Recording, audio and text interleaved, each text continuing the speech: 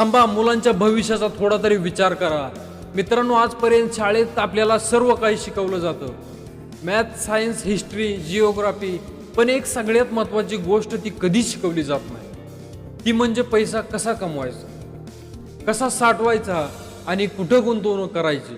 विचार करा, जर लहानपणापासून शिकवलं गेलं असतं की प्रत्येक रुपया समजून उमजून खर्च करायचा, सेव्हिंग करायची, छोटासा व्यवसाय कसा सुरू करायचा, तर आजचा प्रत्येक तरुण कर्जामध्ये डुबला नसता, तर स्वतःचाच मालक बनला असता. गरीब असणं हा गुन्हा नाही, पण पैशाची किंमत ओळखली तर गरीब माणूसही एक दिवस श्रीमंत आणि यशस्वी होऊ शकतो.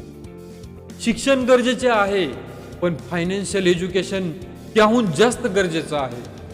कारण पुस्तकाचं ज्ञान आयुष्य घडवतं आणि पैशाचं ज्ञान भविष्य उजळवतं. मित्रांनो, कमेंटमध्ये नक्की सांगा तुम्हाला या गोष्टीवरती काय वाटतं. जय हिंद, जय महाराष्ट्र.